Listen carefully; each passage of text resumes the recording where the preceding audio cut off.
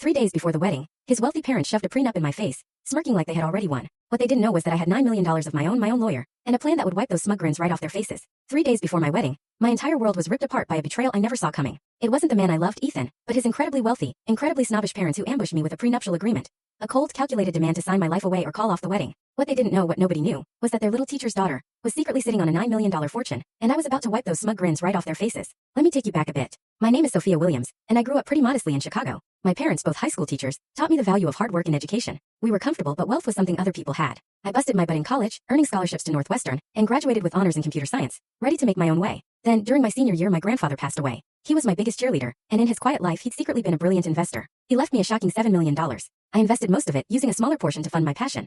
A tech startup focused on educational software. By 26, my company was booming, adding another $2 million to my net worth. So yeah, I had money, but you'd never know it. I drove a practical car, lived in a nice but unassuming apartment, and dressed well but never flashy. I wanted to succeed on my terms for my merits, not because of what was in my bank account. My wealth was my secret, known only to my parents, my best friend Jenna, and my financial advisor. I met Ethan Blackwood at a charity gala. His family was Chicago old money, the kind with lineage stretching back to lumber barons, and their law firm, Blackwood & Associates, represented half the corporate power players in the Midwest. Ethan, though, was different. He had warm brown eyes and a genuine interest in the charity's cause. We talked effortlessly, about everything from education to spicy Thai food. I gave him my number, knowing exactly who his family was, but feeling a pull I couldn't ignore. Our first date was a picnic in Millennium Park. He brought homemade sandwiches. He'd even looked up my company and was impressed. That was Ethan, thorough but truly genuine. We fell head over heels. Weekend hikes, cooking disasters, debates that lasted all night, and a deep connection that made everything else melt away.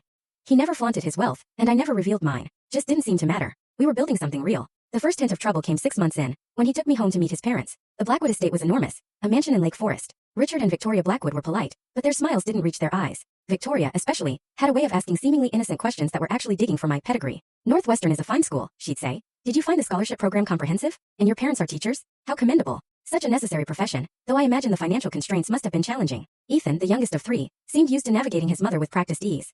His father, Richard, was more direct, often excluding me from conversations entirely. Still, I was in love. These were minor irritations. When Ethan proposed on our 2-year anniversary, on a sunset cruise on Lake Michigan, I said yes immediately. The ring was his grandmother's, a beautiful emerald. Wedding planning began as a dream, but quickly became a nightmare of Victoria's opinions. The venue, the flowers, everything. She never explicitly mentioned money, but the unspoken assumption was always there. The Blackwoods would handle everything because clearly, I couldn't afford a wedding suitable for their son. I let them believe it. My reasons for privacy were solid, and my pride stopped me from trying to compete with them financially. Ethan tried to mediate, sometimes standing firm for me, other times suggesting I compromise. Full story on the channel. Link below. Click now and watch what happened next.